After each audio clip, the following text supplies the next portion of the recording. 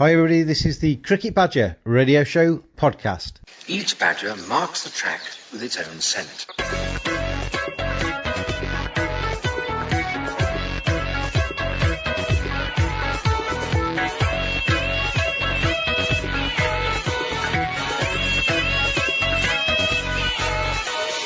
His black legs are short but very powerful for digging. In fact, the name badger probably comes from the French word bêcher, meaning digger. It's that badger style. Hi everybody, welcome to another edition of the Cricket Badger radio show podcast. More than happy to have you with us this week because we've got two cracking interviews for you to listen to. First of all, Charlotte Edwards takes on the Cricket Badger quick questions and a few more besides. The former England women's captain, legend of the game, answers them rather well, if you ask me. And Ben Slater, the former Derbyshire, current Nottinghamshire opening batsman, one for the future. I think he'll play for England within the next 2 years. We have a full and comprehensive chat with Ben about his move from Derbyshire to Nottinghamshire, a few of the Cricket Badger quick questions as well, and plenty of opinion on the game. And for the first time on the Cricket Badger Radio Show podcast, we give you the 5 thoughts of the week. Badgers have opinions too. All here on the Cricket Badger Radio Show podcast. It's that badger style. First of all then, Charlotte Edwards, the former England women's cricket captain, pioneer, legend, all of those words apply. Pleasure to have her with us this week. And here's her take on the Cricket Badger quick questions. Charlotte Edwards, a pleasure to have you on the Cricket Badger Radio Show podcast this week. You're going to take on the Cricket Badger quick questions. We might as well just go straight into it. If not a cricketer, what would you have done with your life? Police officer. Really? Yeah, I quite like that, I reckon. That was a very quick answer as well. You knew that that was in your brain. Well, I get asked a lot by kids, so when you do generally a lot of question answers, that's probably one thing the children ask me. So that's what I've come up with. Biggest influence on your career? My mum and dad, really. I think without them, I don't think I would have made it as far as I have done, and their continued support over the years has been so important. Who was your hero as a child?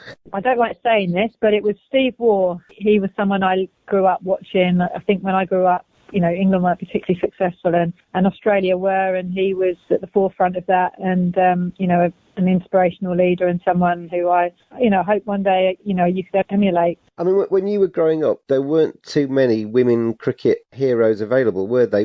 How did you actually get that into your head that you wanted to be a cricketer? Yeah, it was hard growing up, having no real female role models within the sport you love. Steffi Graf was the closest thing to a female role model I had, I think. I loved tennis as well. But yeah, it was difficult, and that's why it's so pleasing now that young girls can look up to players in the England team, players domestically now as their role models. And, that's just as pleasing for me as it is, winning World Cups and so on, that the sport has changed enormously. What first got you into playing cricket? Because, when you started, there wasn't the money and the cars and all the rest of it that you get these days. Well, it was purely at home. I played cricket. I played all boys cricket growing up, and I was just very, very lucky that I was one of the best players, in the boys teams I played in, and I captained all the boys teams I played in too. So, the game was very amateur when I started to play for England. I debuted at 16, and I paid for my blades, I paid for everything, paid for my accommodation. It was very amateur, and as the game's evolved over the years, I was very lucky at the end of my career to become a professional cricketer, which probably, honestly say, I didn't think that would happen in my time as a player. So I feel very fortunate to have played through a few different eras and I have a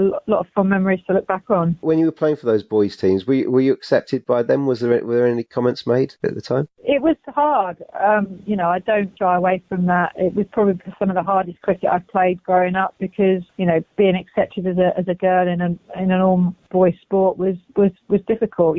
That has changed now. Perceptions of women's cricket, women's sports changed. So I put a lot of my success down to my upbringing, my environment I grew up in, because without a shadow of a doubt, playing tough cricket with boys growing up, it did prepare me to play international cricket, and it made it relatively easy because, really some of the things I dealt with growing up won't ever be as bad as walking out in front of 40,000 people in a World Cup final. So, I do look back on that time as, in many ways fondly, because it made me the person I am now, but it was difficult, and I'm just so glad things have changed for the better now for the women's game. What's your best moment in cricket? Would have to be winning the World Cup in 2009 in Sydney. My mum flew over to Sydney, first time she'd ever flew.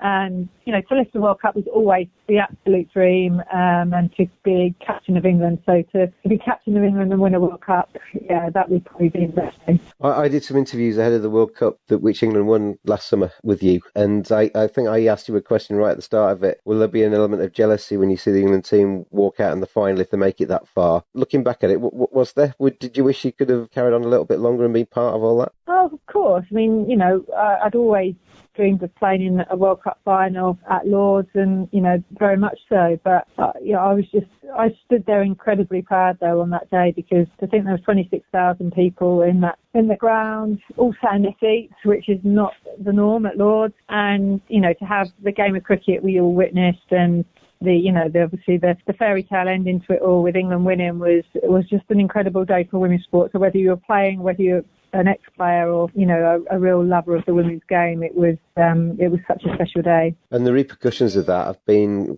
quite striking for the women's game, haven't they? Wisden Cricketer of the Year, Sports Personality of the Year. Young kids have got women's cricketers as heroes now. Yeah, and I think, it's been building momentum for the last sort of few years, and it was just that groundbreaking moment at Lord's last year where it was just an incredible day for the sport, and not just in England. I mean, I think the fact that game was played against India was so significant. The global reach that game had because of it being India, and many people in India, you would think that they won the World Cup because they got to the final. And in many ways, they should have won it. They really threw the final away. So it was the perfect final in so many ways, and you couldn't have written a better script, I don't think. From that good bit to the question, the worst moment in cricket. I mean, the way my career ended was not how I ever thought it was going to end. And I think I will always be, I think really sad about the way, I guess, my England career ended. I didn't even realise it was my last game. So, I mean, that wasn't, like I say, the way I wanted it to end, but it did, and I've moved on. But other than that, I think any time you get knocked out of a World Cup is probably the most disappointing day. If you could trade lives with any current cricketer for a day, live in their skin for 24 hours, who would you pick? I would love to be Virat Kohli. I would. I mean, he scores runs for fun, doesn't he? And I love the way he plays the game. He plays the game like I do, heart on your sleeve. I just was never as good as him, and to be able to do the things he does, it would be incredible. So, definitely Virat.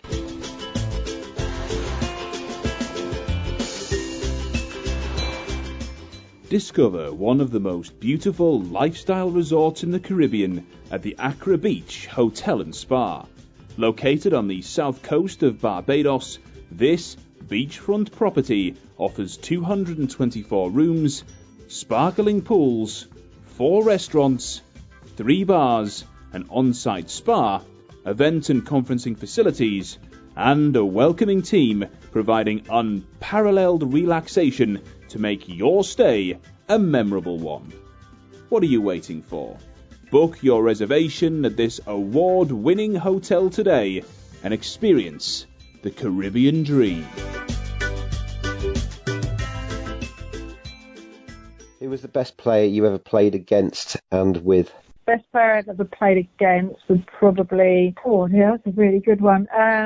Would probably be Karen Moulton, who played for Australia when I first started playing. She was like born before her time. She should have been playing in the T20 era. She hit the ball as hard as anyone I've seen. So she's probably up there as the best. Best player I've played with, I've been very lucky. Probably for England, it would probably be Sarah Taylor, just the talent. She's her wicket keeping, a batting, especially when, early on when I played with her, she's just an exceptional talent. You shared a ridiculous number of partnerships with Sarah Taylor as well. You've enjoyed quite a lot of success alongside her, haven't you? Yeah, I think, that's sometimes another thing. You think of someone you've had lots of success with, and, we did enjoy batting together. We played very differently, so I think that helped our partnership as well. So we were quite hard to bowl at, I think, as a partnership. And, she made batting quite fun at times, and, she didn't take it ever too seriously, and it was really good for me. So, yeah, I really enjoyed my time in the middle with Sarah. The rest of these questions, Lottie, are basically, we can answer non-cricket answers or cricket answers, depending on how you want to go with it. If you could meet anybody, living or dead, who would you like to meet? Don Bradman. He wasn't a bad player, was he? No. If you won the lottery, what was the first thing you'd do? If I won the lottery, I'd probably just have a huge party for all my friends and family, or somewhere. Okay, you take them all away? Yeah, I'd take them all away somewhere. So probably, where would I go to? The Maldives, just hire, and just, take everyone who was close to me away. Well, keep my number on your phone. I will, don't you worry, James. Who would play you in the movie about your life? Oh, dear, this is a good one. Who would play me? Oh, God. Probably Sandra Bullock. If you're listening, Sandra, it's there for you. What is your first memory of being really excited? When I got the opportunity to play a game of cricket. I remember when I was young, I just was desperate to actually play in a proper game of cricket, and, how sad as that sounds, that was it. When was the last time you were really nervous? I had to do something at Hampshire the other day. Yeah, I had to make a tough decision, and I was quite nervous about it. Are you a morning or a night person? I'm definitely a morning person. What celebrity annoys you the most? Oh, God. Anyone from Love Island. On a scale of 1 to 10, with 10 being the Fonz, or the female equivalent of the Fonz, how cool are you? I'm not that cool. 6. If your plane was about to crash, who would you want sitting next to you? Who would I want sitting next to me? My best mate Sarah, because she's so funny and she'd probably make me laugh. If you had access to a time machine, where and when would you go? These are difficult. Where would I go? I'd love to go back to the old, the cricket games of the past and watch, when they played on uncovered pitch without helmets and how quick the bowling was. I'd just love to watch some of that cricket. Yeah, that'd be interesting, wouldn't it, to go back into sort of the black and white era. Yeah, I would. I'd love to see how fast everyone is, because I find it really hard to even get my head around that people went out to bat without helmets, and they say as quick as the bowling was. I often look at some of those old Pathé newsreel bits, and you see Don Bradman batting, and he doesn't look that great, because some of the angles they film them at and everything, you don't get any idea about how quick they are. Or you think, I could do that, but obviously I couldn't average 99 in test matches. How do you like your steak cooked? Medium. If you could live anywhere in the world, where would it be? I guess it's going to be the Maldives. You've already mentioned this, haven't you? No, I wouldn't. It'd be too boring there. I'd probably choose Queenstown in New Zealand. One thing you would change about yourself? I'd love to be quicker. Quicker? Yeah, run quicker. Okay, faster. Yeah. What will you be doing in 10 years' time? Hopefully still involved in the game, maybe not full time, and get to travel the world still doing what I love, which is watching cricket and maybe coaching cricket. That's the end of the quick questions, but I'll just ask you a couple of supplementaries, if I may. You're obviously down at Hampshire now, Director of Women's Cricket. There's not many of those about. I think, was it Ebony at Surrey is the other one? Yeah. You're the second in that position. It just shows how quick and how fast and how strong women's cricket is now, isn't it? Yeah, I mean, I was very fortunate to be offered this role in April time. It came as a bit of a surprise, but I've thoroughly enjoyed it. It's been really good for me to get my teeth back into something and be involved and have that kind of purpose again. And we're just very lucky in Hampshire. We've got a lot of really good, talented youngsters. And I think, like you say, it just shows how much the game's growing now that, these positions are available at clubs. And, I'm very, very fortunate to be given the opportunity to do this. And, I'm really looking forward to working with Hampshire over the next few years. And finally, Charlotte, I Googled searched you, and there's a quote here: Charlotte Edwards, no better time to be a female cricketer. That pretty much sums it up, isn't it, really? It's, in terms of fastest growing sports or fastest growing parts of sports, women's cricket, it's a good time to pick up a bat if you're a girl, isn't it? It's the best time ever. I couldn't promote it enough really in terms of, certainly someone who's come out of the game playing at the highest level and the opportunities you get, and to think now there's a career in the women's game and so many opportunities around the world to play, and domestically as well soon. I think, there's going to be more opportunities. So I think it's definitely on the up, and I would definitely recommend to go and pick up the bat and a ball and get down to your local cricket club. Charlotte Edwards, thank you very much for joining me this week. Thank you, James. And when you win the lottery, I'll see you in the Maldives. Yeah, brilliant. Thanks, mate. I look forward to it. It's that Badger style. Thanks to Lottie for her time this week. Now for the 5 thoughts of the week.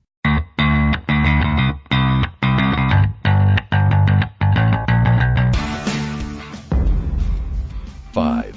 Firstly this week, all this chat about cricket in Australia and the Players Association there suggesting that David Warner, Cameron Bancroft and Stephen Smith should be brought back into cricket a little bit earlier than planned because of recent developments. No, of course they shouldn't. They've done their crime, they're now doing their time. It'd be a terrible decision to give the game to allow them back into the sport earlier than planned. I'm sure they're sorry, I'm sure they're guilty, I'm sure they've had time to ponder their actions, but they were giving a year and they should serve a year. 4. The developments with the Al Jazeera spot fixing programmes that I've watched more than once, I find it horrific, and there's too much evidence for me and too much content in those programmes for there to be nothing in it at all. Cricket needs to respond, and respond fast and hard. Blasé press releases suggesting that they don't see too much evidence in these programmes from cricket associations and cricket boards around the world. I don't think that cuts it for me. I'd much prefer to see a reaction stating, yes, we've watched the programmes, yes, we're concerned about the claims, and yes, we will investigate and we will root out anything that we consider to be abhorrent in cricket, and if it turns out to be nothing, then they come out and they discredit the programme then. The claims made in that programme are far too serious to be ignored. 3. England in Sri Lanka, I think, is a fascinating 3-match test series. Going to have turning wickets out there, going to have far more challenges for the England team than they had in the one-day arena. I'm interested to see what team England put out for that first test match. What do you think your first 11 would be for that first test match? Let us know at cricket_badger on the Twitter feed, cricketbadger@hotmail.com on the emails. 2. The number 3 for me in that England test team would be Joe Denley, and it's great to see a player who has had a taste of international cricket, disappeared for 8 years, or disappeared into the county scene, has worked hard at his game, and is now getting just rewards for that. It's a great lesson for everybody out there that you can get a second bite at the cherry. You're never too old to get that go, and I wish Joe Denley all the best for the test series ahead. It'd be great to see him getting a few runs and wickets and showing what he can do. 1. As the Ashes tickets are snapped up by supporters around the country, ballots and all kinds of mechanisms in place by the test venues to sell those tickets. Seen a few comments saying that they are ridiculously priced, too high, people suggest. I think the price of tickets in cricket, particularly for a Category A event like the Ashes, is actually quite reasonable. You go and buy an arena ticket to go and see one of the big bands or big artists playing. You try and get a ticket for Formula 1. Look at the price of tickets for Premier League football matches. This is England against Australia. It's the Ashes. Don't want to see people paying through the noses, but the prices, I think, are around about right for what will be a tremendous test match series. Do you agree with the Cricket Badgers 5 this week? Have your opinions on anything said during that feature or anything on the show at cricket_badger on the Twitter feed, cricketbadger@hotmail.com on the emails. Ben Slater is a left-handed opening bat I've got a huge amount of time for. I'm tipping him for higher honours after his move from Derbyshire to Trent Bridge to play for Nottinghamshire. Here's my chat with Ben about all things cricket. It's that Badger style. Ben Slater, pleasure to have you on the Cricket Badger Radio Show podcast. I'm going to have a bit of a chat. We're going to put the Cricket Badger quick questions to you. But first of all, how are you? All good, thank you. Nice to have a little bit of time off at the minute. Try and get back in the swing of things for pre-season starting in a couple of weeks. You just had, I know you're back into it because you just telling me you've just been out on a run and you might be a bit croaky on this podcast interview. Tried to get back into the swing of things last 3 days, so done a bit of road running, just try and dust the cobwebs off and get my legs going again. So yeah, I might be a little bit croaky.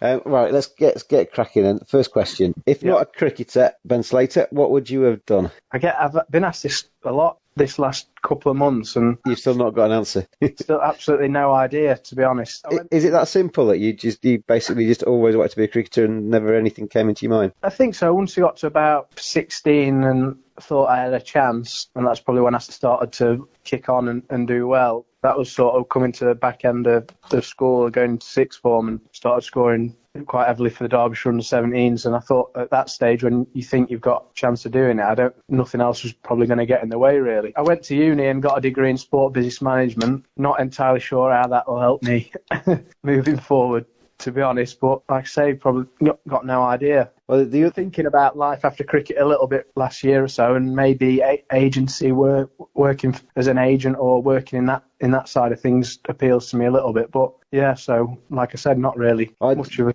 an idea, to be honest. What was the biggest influence on your career? There's probably a few, really, looking back over the time. I just mentioned that I started to score bulk of my runs as a junior when I got to like 16. Before that, I never really scored that heavily. I was in the Derbyshire setup since I was 10. And one of the guys who, I remember him talking to me when I was about age 13, 14, and I wasn't very big at that time, and there was a lot bigger lads, and they were hitting the ball a lot further than I was, and just getting a bit down. And he said to me, Howard Dytham, the academy director at Derby at the time, he said, "We expect you to play your best cricket when you get to 16, they'll stick with you," and that's what they did, really. And probably could have been dropped out the setup at that time, so I didn't score that many runs, but he was one guy who sort of always saw something in me and sort of stuck by me. So yeah, Howard Dytham, he probably had a big role in my career, I think, and obviously family has an effect as well. Like Dad and Grandad, they played club cricket, and there's all sorts of other coaches. Like as you move through my career, John Sadler, more recently at Derbyshire, he was a big help and did a lot of work with him. So I think at different stages, there's a lot of people that have sort of influenced my game, really. Who was your hero as a child? Cricket-wise, probably Brian Laura, I think. Mum and Dad we went on holiday to Barbados when I was real young, I think, about probably 2 or 3, and it was a cricket tour. My dad went on a cricket tour out there, and I think I met him, and he signed one of my first ever bats. Not that I can remember that, but I think just growing up and watching him and how he played, he was sort of someone that I always sort of looked up to and watched as a kid, yeah. One of my big mates now. Spent a week out with him in Abu Dhabi.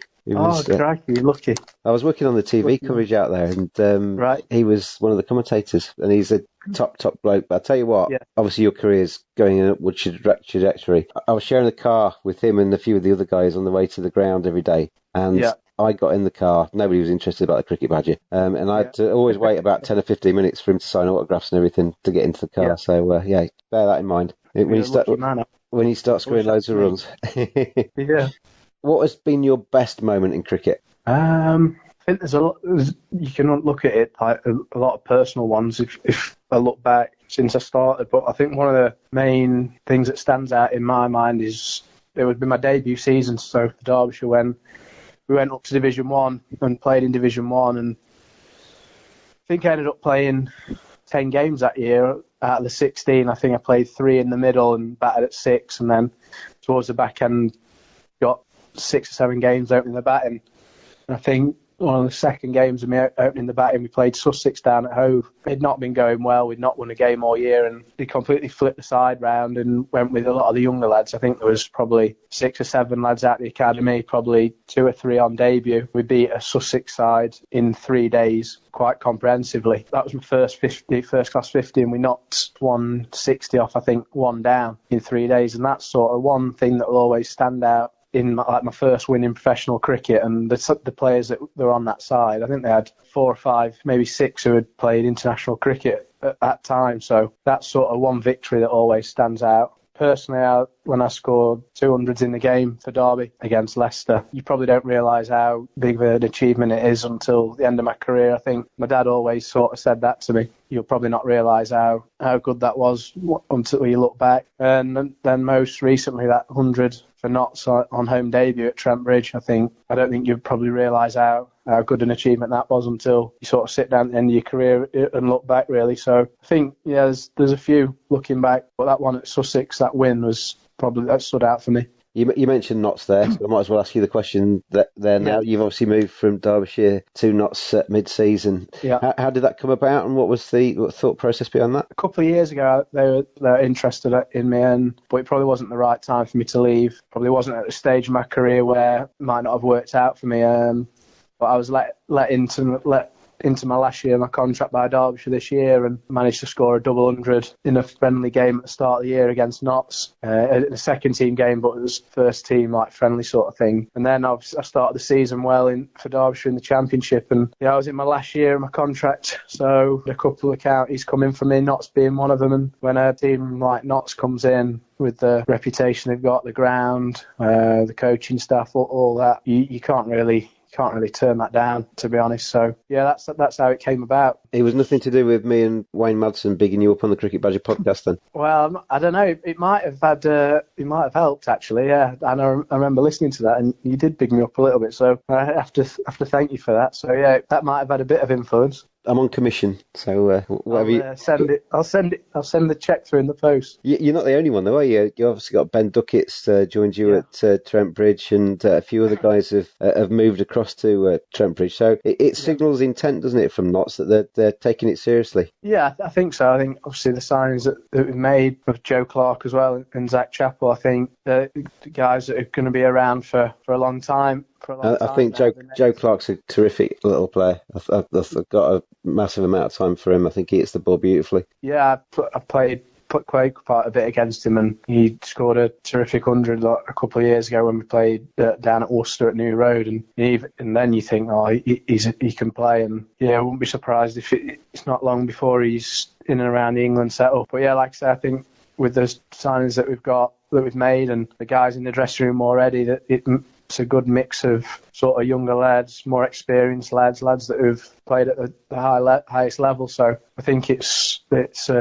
looking all good for the future, and hopefully we can challenge and hopefully win a few titles. Has it been easy to settle into a new dressing room? To be honest, yeah, it's been quite easy, to be fair. Probably more easy than I expected it to be. All the lads were brilliant. The coaching staff and everyone around the ground and like the off-field staff, they've been perfect with me, really. With it being mid-season, it was probably a bit easier because we were just going into games. It was all a bit surreal how it happened. One day I was playing down at Hove for Derbyshire at Sussex, and the next thing was a press release went out at 9 o'clock saying I was going to Notts as of then on loan. So the way it all happened, it was quick, but yeah, it's been pretty easy to settle. I've know quite a few of the lads. I've been played against them over the years. Played with Fletch at Derbyshire when he's on loan, and Footy for a number of years. So all the lads have helped me settle, really. So it's been nice and easy. Is it quite daunting though when you first sign on the dotted line? You know you're going to go somewhere else. You walk into that dressing room thinking, right, this is a new chapter. Are the nerves there? Is it quite daunting to kind of jump ship?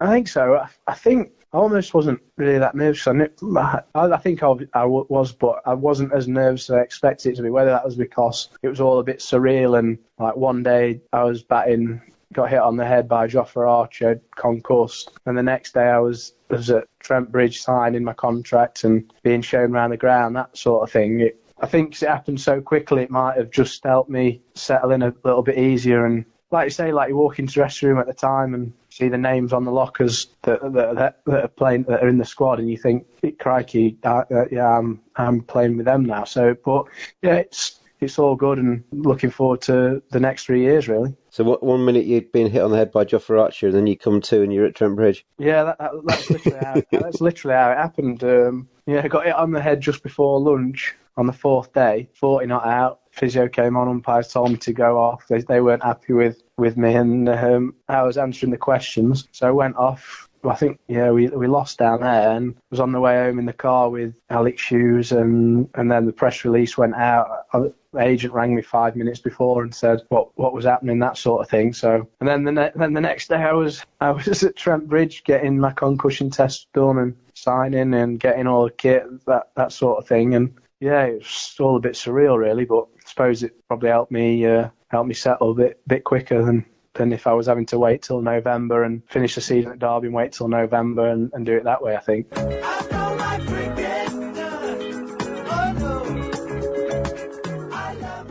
A new feature on the Cricket Badger Radio Show podcast is the letters page, very much in inverted commas, because what we want you to do is to record your comments onto your telephone, send us the audio to cricketbadger@hotmail.com, and we'll play it out as part of that letter page function. Maybe even react to what you say, whether it's an opinion on cricket, international or domestic. Maybe you've got some suggestions for the England team or for your county. Maybe you just want to have a bit of a rant. Make it anything up to a minute long. Send it in to cricketbadger@hotmail.com, and you might find yourself on next week's Cricket Badger Radio Show podcast. After spending over a decade basically from being a teenager at Derbyshire, it's, a lot of friends there, a lot of good memories there. It must have been quite a big thing to walk out of that setup for the final time. Yeah, like you said, obviously I've been there since I was 10. A lot of the people there I've known since such a young age. Steve Stubbins, the coach, I remember watching him as a kid and that sort of thing. So I've been in and around that club for however many years, and to leave, obviously leaving a lot of good friends, at that club. So yeah, like you say, it was tough. I've always had the backing of the members and everyone there, and I'd like to thank them for that. But yeah, it was the right time for me to sort of move on and push myself and try and take myself to that next level, I think. And what are your ambitions in the game then? Obviously, you're ambitious because you've moved to Notts. It's a Test match ground. As you said, you scored a century in your first game, so you've hit the ground running, so to speak, with them. But you got international aspirations. You got big plans. I think so. I think if I was to say that I haven't, I'd be lying. You just got to probably take everything as it comes. Obviously, as a kid, you grow up and you want to play for your country, and I think if that comes, then I'd be over the moon to get there. First and foremost, I think just got to make sure I'm scoring runs for Notts and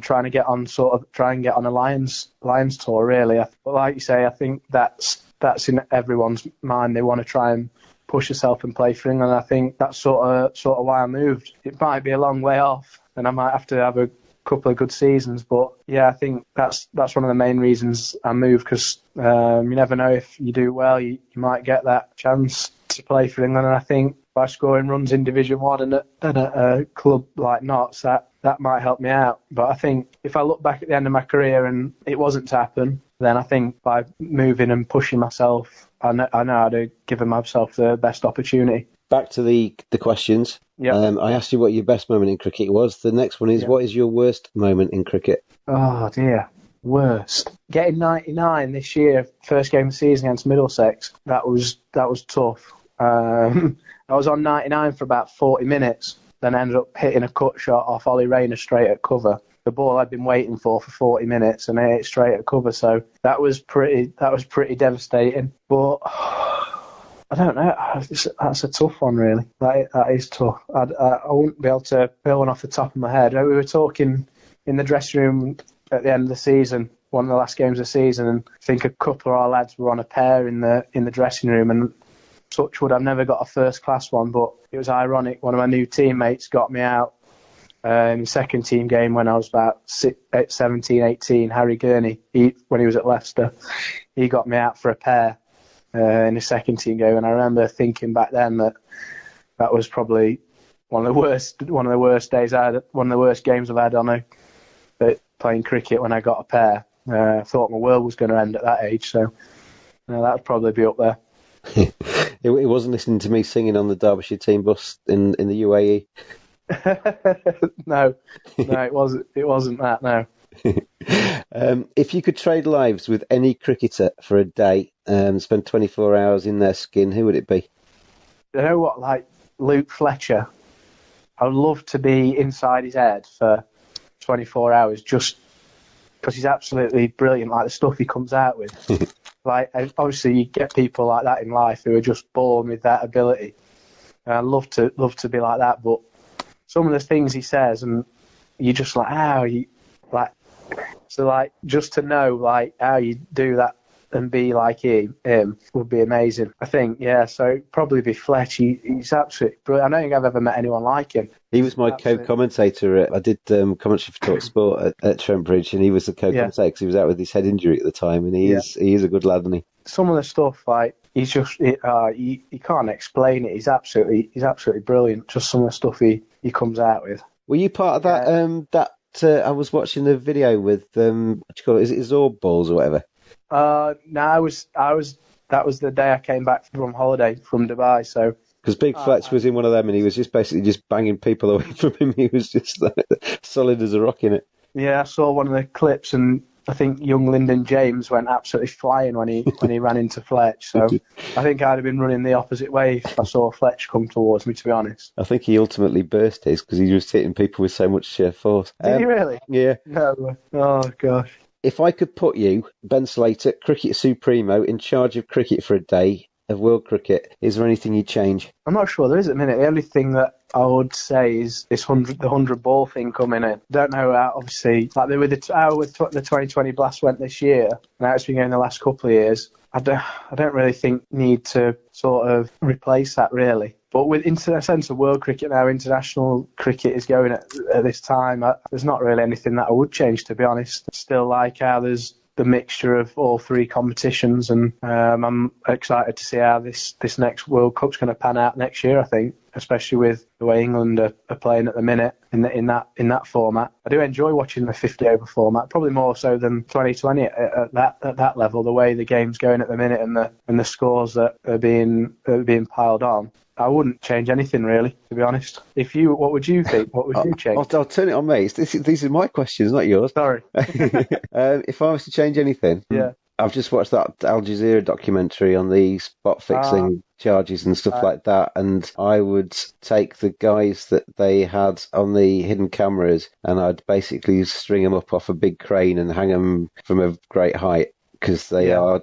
Those bookmakers and those guys that get in the heads of cricketers and offer them money to change games are capable of actually ruining cricket. I would agree with you on that one. Yeah, definitely. I only saw the first 10 minutes of that documentary. I've not watched it fully, but it's not a great side to cricket, that, and like you say, the people that are involved with it and trying to get people to sort of fix the games, it's not on really. So what annoys me most about that is that there's a couple of the guys that were on it were former players who owe a lot to the game because they've made a living out of it. They've played international cricket, and now they're trying to basically make more money out of it by fixing it, and I just think it's just morally horrible. Yeah, right, yeah. Who is the best player you have played with, and who's the best player you've played against? Played with a couple. I've played with Derbyshire, played with overseas that have been very good. Like Hashim Amla. He's all right, isn't he? He can hold a bat. Yeah, he's not the worst, to be fair. Shiv Chandapur for a couple of seasons,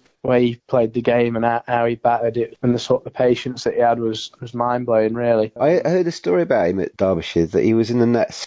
And he basically, because he was in England, he got the bowling machine to accentuate the swing, and it was coming out 100 miles an hour and moving like a banana, and he was just basically just hitting it off the middle of the bat. Yeah, when we saw him on that for the first time, we were all a bit astonished. He had it on, I think it was 90 mile an hour or 95 mile an hour with like 5 swing back for a bucket, and then he'd go again the same 95 mile an hour, 5 swing away. No helmet on, just everything in the middle of the bat. Obviously, it was full. It was a good length. But yeah, the first time we saw that, it was bizarre. Well, not about how well he was lining it up. But yeah, that was one of the things he did.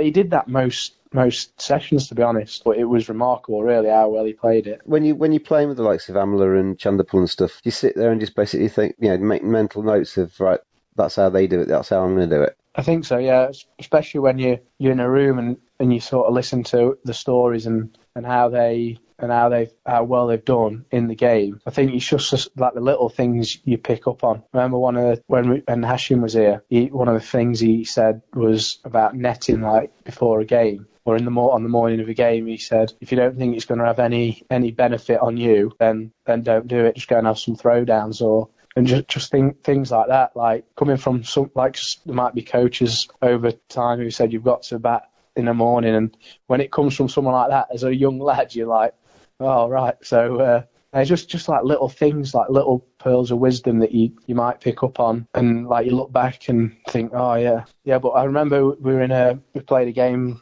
with Hashim. We played it against Lancs at Southport, and we got hammered. I think it spun square, and we were batting second innings trying to save the game, and we went in. Obviously, Hashim played in the subcontinent, scored hundreds against the best spinners in the world, and we were all sort of like looking to him for a bit of inspiration and how to play spin. And at the time, he didn't say anything. Obviously, he was trying to help us out, and just like, this is what we'll do.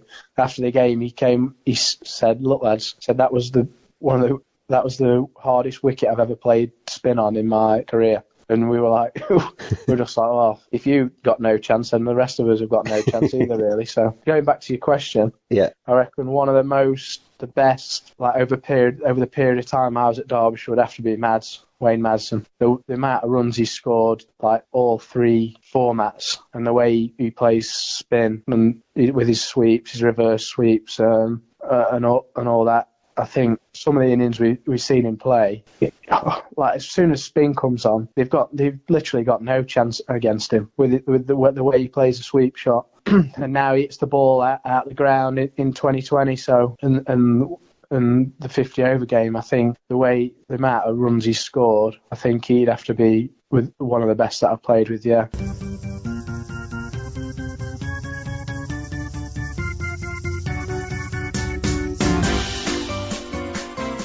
In recent weeks on the Cricket Badger Radio Show podcast, we've had David Gower, we've had Joe Root, we've had Daniel Norcross, Gordon Greenwich, Desmond Haynes, Joel Garner, Ronnie Irani, Cheteshwar Pujara, James Foster, Daniel Bell Drummond, Sam Hain, Brett D'Oliveira, Keaton Jennings, Delray Rawlings, Richard Gleeson, Anthony McGrath, Paul Collingwood. We're building up quite a few test caps, and there are many, many more to come. Thank you so much for all your comments on the Cricket Badger Radio Show podcast. It is much appreciated as it goes from strength to strength. You can find the podcast every single week on iTunes, Spotify, Stitcher, TuneIn, Deezer, Radio Public. We're growing. Grow with us. Have your say on all things cricket. Contact us on Twitter at cricket_badger. By email, cricketbadger@hotmail.com. Comment on things mentioned in shows. Suggest future topics for future programmes, and get involved as the Cricket Badger Radio Show podcast continues to go from strength to strength. Who would be the best you played against? Is there a bowler that you see marking his run up and think, oh my God, it's him again? Well, I played against Mornay again for Surrey this year, and that wasn't nice, really. Just with his bounce, didn't hit many balls off him. But there's one, I reckon Chris Rushworth at the Riverside under lights. When the lights come on, is one of the hardest challenges a left-hander you'll probably get. When he comes round the wicket and angles the ball back into the stumps, he nips the ball. We played a game against him a couple of years ago. I think it was him and Graham Onions. I don't think I've played on a wicket which has nipped that much in my career. The ball was nipping like feet. We were never getting out. Eventually I did, but some of the balls you were never going to hit. So he'd be one that there's always a challenge when you face him. Spin bowlers, I remember facing Pius Chawla at Taunton. That would have been when we were in Division 1, I think, that year in 2013. And that was on an absolute dust bowl, and that was spinning square. So, yeah, a few different challenges. I have to say, probably, I don't know, it's a tough one, really. There's a lot of different challenges around. I'll tell you now, Bhuvaneshwar Kumar tour game in 2014. Yeah, he was remarkable. Like, he ran up, swung it both ways at about 85 mile an hour, and there was no, like, sometimes with bowlers you can pick up which way they're going to try and swing the ball. With him, like at release, you didn't really have much of an idea, really. So he was probably one of the toughest I've faced, I think. You're like batting blindfolded, wasn't it? yeah, essentially, yeah. If you could meet anyone, living or dead, who would you meet? David Beckham, I think. If you won the lottery, what is the first thing you'd do?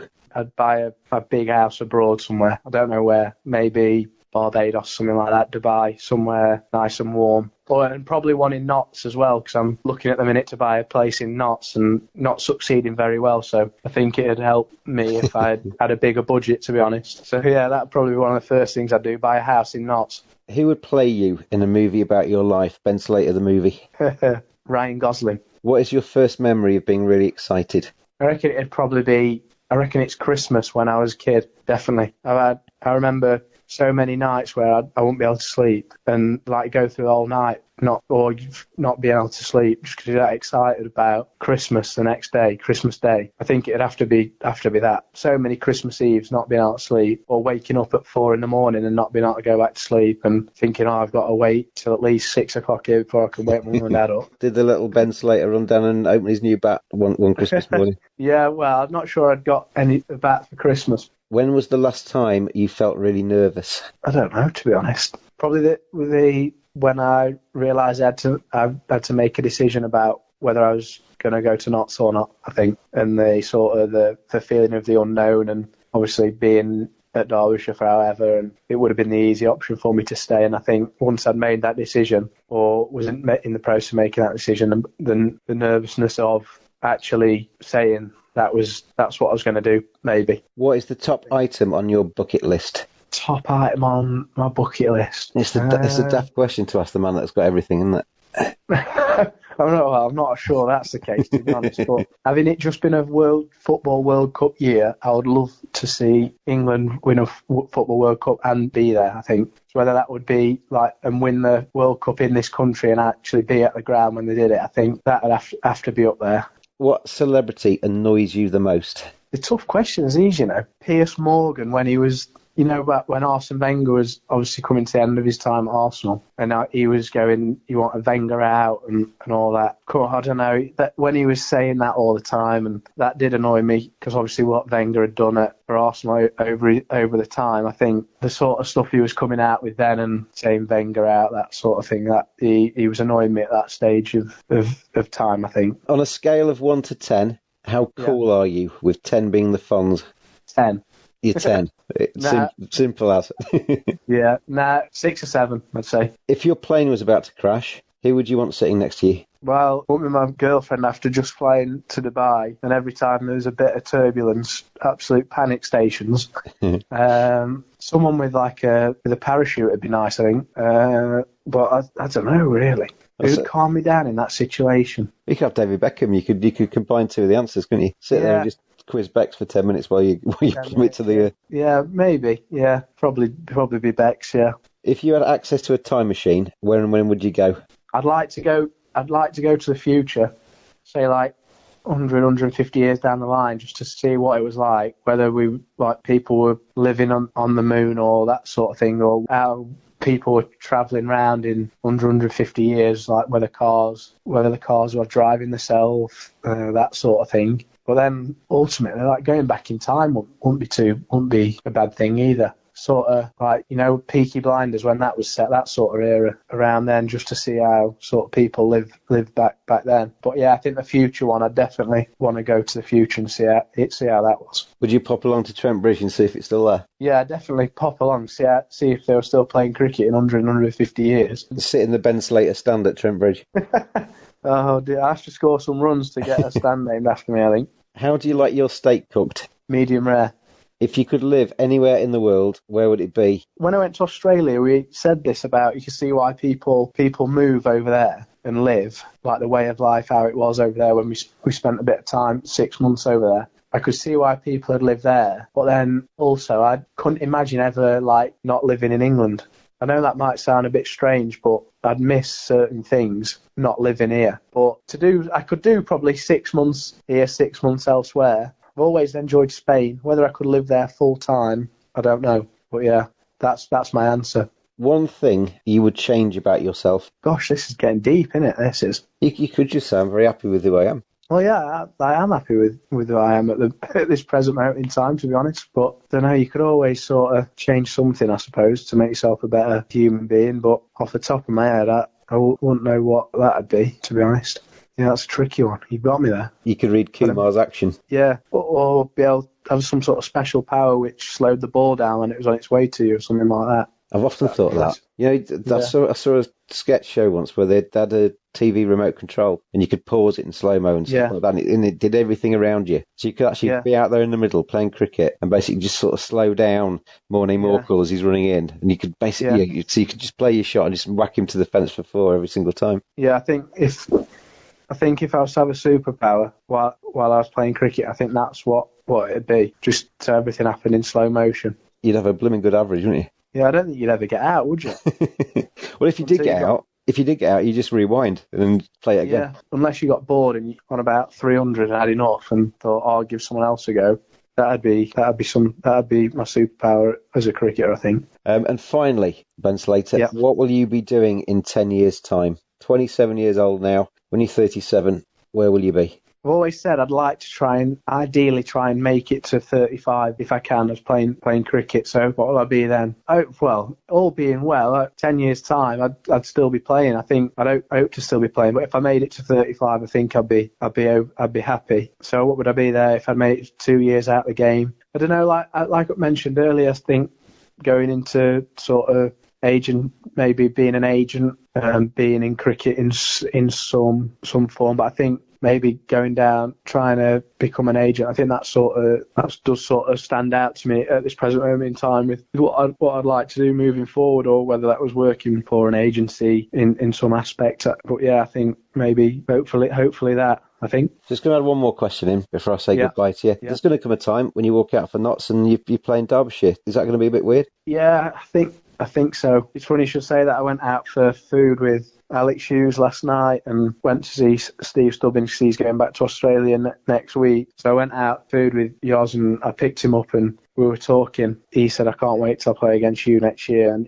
when I'm bowling at you, if I get you out. And I said to him, well, to be honest, you've got me out playing club cricket before, so it's not really going to make a big bit of difference if you get me out. It's already happened. He was like, yeah, but when I'm bowling at you, it'll be funny and all that. I think it will be strange. I think it'll probably sink in then that I've moved when that actually happens, if you know what I mean. You just have to make sure you've got 200 on the ball by the time he gets you, won't you? Yeah, well, I think so. I think I'll try and I'll have to score a few before he gets me. Yeah. So yeah, I think like you say, it will be a bit strange, and it might not sink in until that I've actually moved away from there until I played against them. So it'll all be all fun and games. I would expect. I'll be getting a bit of stick from them boys. So thank you very much for being a guest on the Cricket Badger Radio Show podcast this week. It's been a pleasure having you on, and all the best for 2020 with the Notts team. Thank you very much. Oh, sorry, hang on a second. All the best for 2019 with the Notts team. Oh yeah,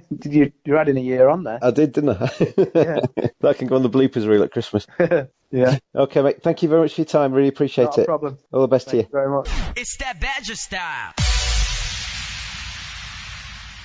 Thank you very much to Ben Slater, to Charlotte Edwards for being my guests on the Cricket Badger Radio Show podcast this week. We'll be back the same time next week for more cricket chat, more great guests. Until then, enjoy your cricket badges.